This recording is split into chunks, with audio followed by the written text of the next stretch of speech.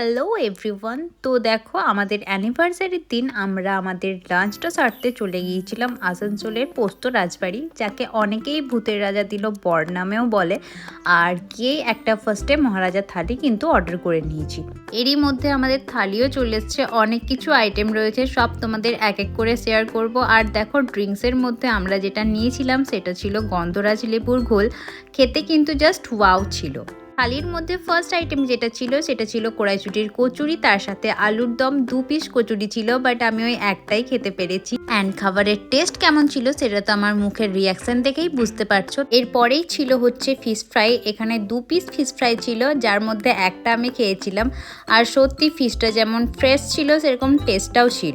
এরপরেই তো আমার ভাত খাওয়ার পালা ছিল, বাট তার আগে একটু বেগুন ভাজাটা খেয়ে নিলাম। তারপর ভাতের মধ্যে মাছের মাথা দিয়ে ডালটা নিয়ে নিলাম, আর ওপর থেকে একটু লেবুর রস নিয়ে মুখে দিতে যা টেস্ট সেটা বলার মতো নয়। শুধু এর মধ্যে একটু ঝুরি আলু ভাজা থাকলে আরও জমে যেত, বাট থাক, যা আছে সেগুলো ভালো। সচরাচর আমরা বাঙালিরা বাইরে গিয়ে ভেজ খুব একটা খেতে চাই না, বাট এখানে ফুলকপির রোস্টটাকে আমি এটার পুরো ফ্যান হয়ে গেছি। আমাদের কথার মধ্যেই আছে মাছে ভাতে বাঙালি, আর যদি মহারাজা থালির মধ্যে 2-3 পদের মাছটাই না পেলাম তাহলে আর কিসের। তো এবার চিংড়ি মাছের মালাইকারির গ্রেভিটা ভাতের মধ্যে নিয়ে নিলাম। আর চিংড়ি মাছের পিসটা আশা করি তোমরা দেখে বুঝতেই পারছো কতটা বড়, আর মাছটা একদমই ফ্রেশ। ইনফ্যাক্ট এইখানে যতগুলো মাছ আমি খেয়েছি সবগুলো ফ্রেশ।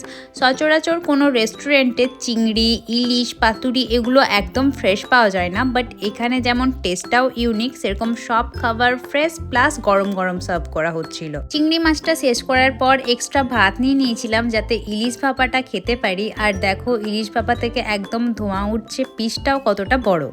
ইলিশ ভাপার গ্রেভি আর একটু লঙ্কা একসাথে ভাতে মেখে মুখে দিতেই অ্যাকচুয়াল ইলিশ ভাপার কি টেস্ট সেটা বুঝতে পারছি, যেটা আজ পর্যন্ত আমি এর আগে খাইনি। অ্যান্ড একবারেই ফুড ব্লগারের মতো কোনো মাছের পিস আমি যেহেতু মুখে নিতে পারবো না কাটার ভয়, সেজন্য একটুই ফার্স্টে খেয়ে দেখালাম। তারপর অফ ক্যামেরায় মন ভরে খেয়ে আমি হাত দিয়েছি ফাইনালি এবার পাতুরিতে। অ্যান্ড পাতুরিটার টেস্টও নতুন করে বলার কিছু নেই, হেভি ছিল। তারপর ফাইনালি চলে এসছে বাসন্তী পোলাও আর মাটনের কম্বিনেশন, যেটা অল টাইমস আওয়ার ফেভারিট। পোলাওটা যেমন কাজু কিশমিশে ঠাসা ছিল, সেরকম মাটনের পিসও ছিল সলিড। পেট অলরেডি ভর্তি, বাট এখনও ডেজার্ট খেতে বাকি, সেই জন্যই আমি চাটনি দিয়ে পাঁপড় খেয়ে নিলাম। আর তারপর খেয়েছিলাম পায়েস। শেষ পাতে ছিল গরম গরম নলেন গুড়ের রসগোল্লা। খাওয়ার পর টেবিলেই এরকম অথেন্টিকভাবে ওরা হাত ধোয়ার জলটাও দিয়ে দেয়। তারপর মিষ্টি মিষ্টি মৌরি খেয়ে চলে এলাম বাড়ি। ভিডিওটা তাহলে আজ এখানেই এন্ড করছি। কেমন লাগলো তোমাদের অবশ্যই জানিও। টাটা।